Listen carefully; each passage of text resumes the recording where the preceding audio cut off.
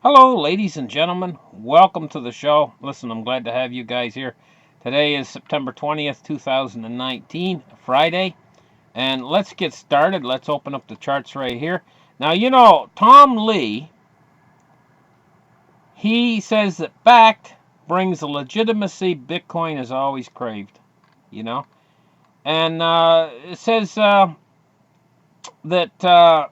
this is going to bring legitimacy to the markets.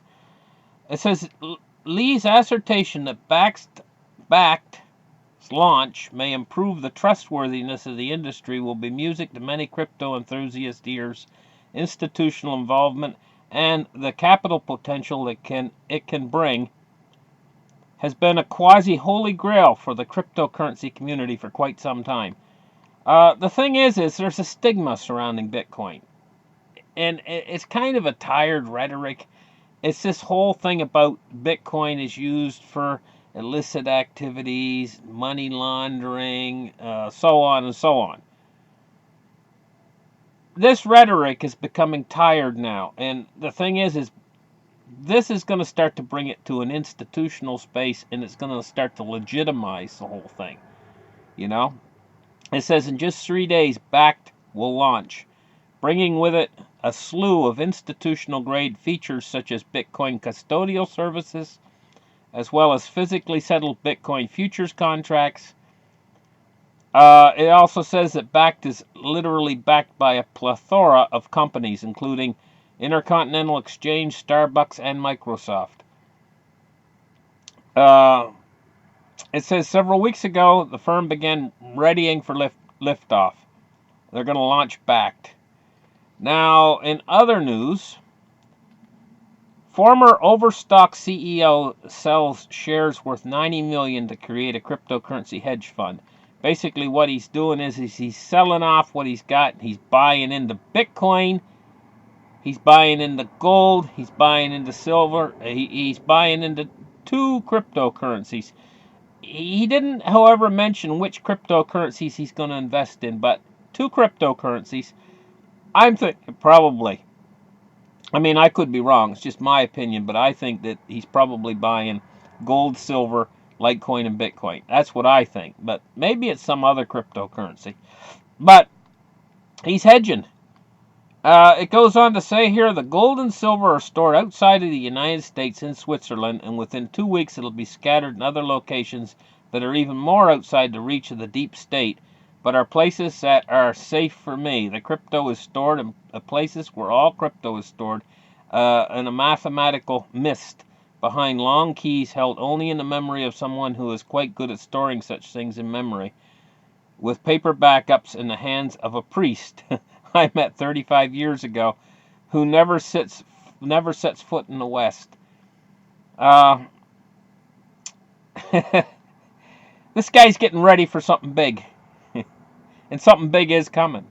It's the downfall of the fiat monetary system. And there's going to be a movement, in, like I say, there's not very many ways out of the fiat monetary system. It covers all aspects. It doesn't matter if you invest in U.S. treasuries. It doesn't matter if you invest in the stock market. It doesn't matter. Most places that you invest are paper. They're paper markets. And they're all connected to the dollar. There's only a couple avenues out. And that's gold, silver, and cryptocurrencies. That's like it's like a big stadium with only one exit door, one fire escape. That's it. You know, when everybody wants to get out at the same time, they're going to be facing that one little choke point. And it's going to be amazing. It's going to be an amazing time when this happens. And we're heading toward that. We're approaching it faster and faster as time goes by. Now, Bitcoin mining difficulty is telling a tale here for those who are paying attention. Bitcoin mining difficulty is on pace for a 60% growth in Q3 of 2019. And this is some of the highest growth in the Bitcoin mining. Bitcoin normally averages 42% per quarterly growth. Now, 60%. So it shows an expansion in Bitcoin. It shows Bitcoin is growing actually faster than it has been earlier, even though we've seen price declines. Still, the growth of Bitcoin, growth of the Bitcoin industry is actually growing faster, exponentially faster. Now I want to explain something to you guys. I'm going to turn the charts off and I'm going to explain something to you for a minute. You've probably heard about what's happening in the overnight market, the interbank lending market. The rate for the repo market went up to nearly 10% the other day. And the Fed had to step in with 58 billion at first worth of liquidity, and then 75 billion more, and then 75 billion more again. This indicates a huge problem within the financial system. Now, I'm going to explain to you what this market is. Simply put, it's like a pawn store for banks. You know how if a normal person runs out of money, they might take their gold ring into the pawn store, slide it across the counter, and the guy gives you $100, right? You go back to get your gold ring, you're going to have to pay more than $100 to get it. He's going to charge you interest. Well, the overnight market works exactly like a pawn store for banks. So it's like an overnight window. They slide, instead of sliding a ring across the counter, they use their treasuries as security that the bank owns. So they don't have to sell their treasuries. They can leave them right where they are in the bank. They're just using them as security overnight. And then the overnight window gives them whatever liquidity that they need to buy or to make their bank solvent or whatever. You know, it keeps them going, in other words, keeps them afloat. The overnight window, when the bank gets in trouble. So that's what it's for. Well, when the rate goes up to like 10%, it doesn't function properly. So in order to bring that rate down, the Fed has had to dump a whole bunch of money in because they were running out of liquidity in the overnight window on the repos. They were running out of liquidity, and that's why the rate was going so high. So this shows an underlying problem in the financial system that's very serious.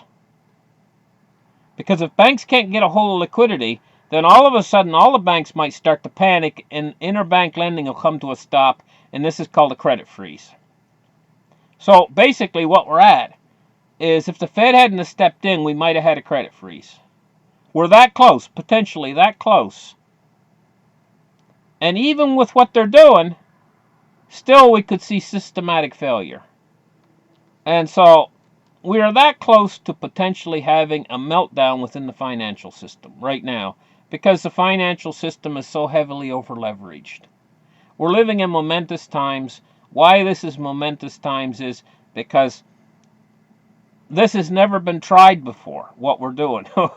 This modern, and just the name modern tells you it's never been tried before. Why don't they just, instead of calling it modern monetary theory, just the whole thing, break it down. Modern means it's never been tried before. This is something new. Modern. Monetary means it's money. Theory means we don't know if it's going to work. It's only a theory, whether it's even going to work. Modern monetary theory is craziness unparalleled in human history, as far as I'm concerned. It's an experiment with all of our lives. It's an experiment with the entire world and the whole monetary system. And it's heading toward a point where it's going to end badly. Very, very badly. And if people aren't prepared, if people don't be smart, like this former Overstock company CEO who is hedging out of the dollar, if we're not smart like him, we're going to get trapped. And there's only three ways out: Bitcoin, gold, and silver. Those are the only three ways to hedge. So now, Bitcoin has been in a malaise for a few days now. My tendency is, in my opinion, is I think it's going to make a move up very soon. It's taken a few fluctuations. It's been going sideways. Let's take a look at cryptocurrency market capitalizations while we're here real quick. $268 billion right now, so it's staying in the same range it's been for days now. We're waiting for the big move. Listen, thank you guys for listening. Like and subscribe, and we'll catch you guys in the next show. Oh, and don't forget, give me a thumbs up. Thank you guys.